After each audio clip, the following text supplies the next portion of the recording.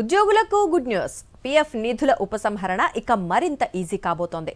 చాన్నాళ్లుగా వినిపిస్తోన్న digital సంస్కరణలకు count down మొదలైంది. నెలాఖరులోపే PF withdrawals కు యూపీఐ, ఏటీఎం సేవలు అందుబాటులోకి తెచ్చేందుకు కేంద్రం చర్యలు చేపట్టింది. డిజిటల్ చెల్లింపుల రంగంలో భారత్ సాధించిన పురోగతిని సామాజిక భద్రతా వ్యవస్థలకు విస్తరించే ప్రయత్నంగా ఈపీఎఫ్ఓ 3.0కు తెరతీసింది కేంద్ర కార్మిక శాఖ.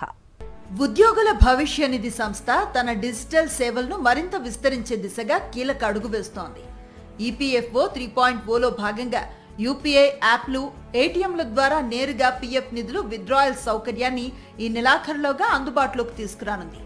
National payments corporation of India NPCI సహకారంతో రూపొందించిన ఈ వ్యవస్థకు సంబంధించిన టెస్టింగ్ ఇప్పటికే పూర్తయిందని కేంద్ర కార్మిక శాఖ వెల్లడించింది.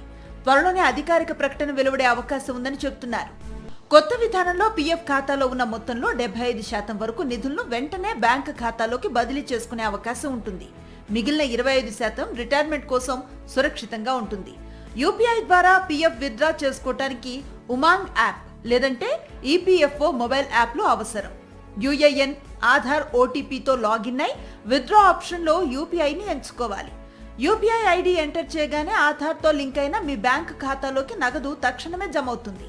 ఏటీఎం వద్ద అయితే అక్కడ ప్రదర్శించే క్యూఆర్ కోడ్ ను స్కాన్ చేసి నేరుగా నగదు తీసుకోవచ్చు. అలాగే ఈపీఎఫ్ఓ 3.0 కింద పీఎఫ్ లింక్డ్ ఏటీఎం కార్డులను జారీ చేసే ఆలోచనలో ప్రభుత్వం ఉంది. ప్రస్తుతం పీఎఫ్ డబ్బులు తీసుకోవాలంటే క్లెయిమ్ దాఖలు చేసి ఆమోదం కోసం వేచి చూడాల్సి వస్తోంది. కొత్త విధానం అమల్లోకి వస్తే ఈ ప్రక్రియ మరింత సులభం, వేగవంతం కానుంది. ఈ మార్పుతో ఉద్యోగులకు అత్యవసర పరిస్థితుల్లో తక్షణ ఆర్థిక సహాయం అందుబాటులోకి వస్తుంది. అదే సమయంలో పారదర్శకత, జవాబుదారీతనం కూడా పెరుగుతాయి. అయితే పదవీ విరమణ నిధుల భద్రత దృష్ట్యా పటిష్టమైన ధృవీకరణ, మోసాల నివారణ వ్యవస్థలు అవసరమని నిపుణులు సూచిస్తున్నారు. మరోవైపు లక్షలాది మంది ఈపీఎఫ్ఓ అకౌంట్ హోల్డర్స్ ఎప్పుడెప్పుడా అని ఎదురు చూస్తున్న ఈపీఎఫ్ వార్షిక వడ్డీ ఈ నెలలోనే జమ కానుంది.